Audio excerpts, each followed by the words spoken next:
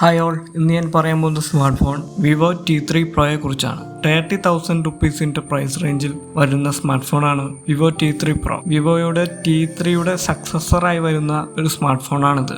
August 27-നാണ് ഈ smart phone launch ചെയ്യുന്നത്. ഫ്ലിപ്കാർട്ട് വഴിയാണ് സെയിൽ നടത്തുന്നത്. അപ്പോൾ ഡീറ്റെയിൽ ആയി ഇതിൻ്റെ സ്പെസിഫിക്കേഷൻസ് പരിശോധിക്കാം.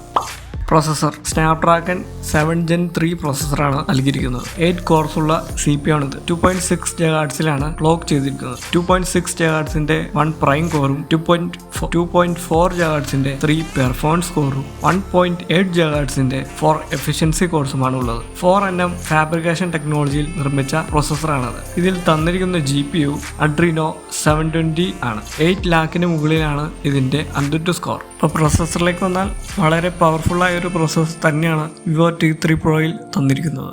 മിഡ് റേഞ്ചിൽ വരുന്ന പ്രോസസ്സറിന്റെ ഏറ്റവും വലിയ അഡ്വാൻറ്റേജ് എന്തെന്നാൽ നല്ല പെർഫോമൻസും ലഭിക്കും, നല്ല ബാറ്ററി ലൈഫും ലഭിക്കും. ഇനി സ്റ്റോറേജിലേക്ക് വന്നാൽ LPDDR4Xന്റെ 8GB RAM ആണ് വരുന്നത്. UFS 3.1ന്റെ 128GB ഇന്റേണൽ സ്റ്റോറേജ് ആണ് തന്നിട്ടുള്ളത്. മെമ്മറി കാർഡ് ഇടാനുള്ള ഓപ്ഷൻ ഉണ്ട്. 1 TB വരെയാണ് മാക്സിമം സപ്പോർട്ട് ചെയ്യുന്നത്. ഇനി ഡിസ്പ്ലേയിലേക്ക് വന്നാൽ 6.7 ഇഞ്ചിന്റെ full HD+ curved AMOLED display ആണ് തന്നിട്ടുള്ളത്. 401 ppi ആണ് pixel density. Punch hole display ആണ് തന്നിട്ടുള്ളത്. 4500 nitsന്റെ പീക്ക് ബ്രൈറ്റ്നസ് സപ്പോർട്ട് ചെയ്യുന്ന ഡിസ്പ്ലേ ആണ്. ഇതിൽ തന്നിരിക്കുന്ന ഗ്ലാസ് പ്രൊട്ടക്ഷൻ DT*2+ പ്രൊട്ടക്ഷൻ ആണ്. മൾട്ടിമീഡിയ എക്സ്പീരിയൻസിന് വളരെ മികച്ചൊരു ഡിസ്പ്ലേ തന്നെയാണ് ഇവിടെ വിവോ തന്നിട്ടുള്ളത്.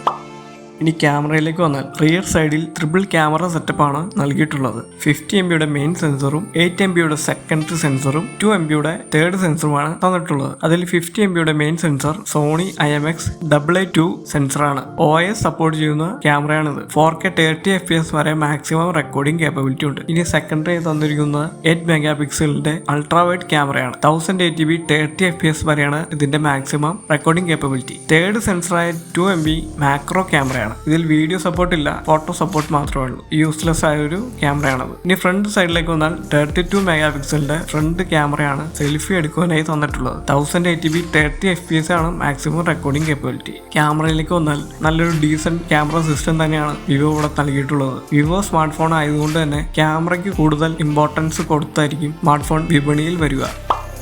ഇനി സോഫ്റ്റ്വെയറിലേക്ക് വന്നാൽ FunTouchOS 14 based on Android 14 phone launch ചെയ്യുക.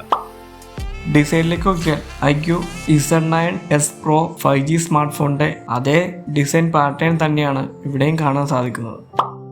ഇനി ബാറ്ററിയിലേക്ക് വന്നാൽ 5500 mAhന്റെ വലിയൊരു ബാറ്ററിയാണ് തന്നിട്ടുള്ളത്. 80 വാട്ട്സിന്റെ ഫാസ്റ്റ് ചാർജിങ് സപ്പോർട്ടും ഉണ്ട്. റിവേഴ്സ് വയേർഡ് ചാർജിങ് സപ്പോർട്ടും നൽകിയിട്ടുണ്ട്.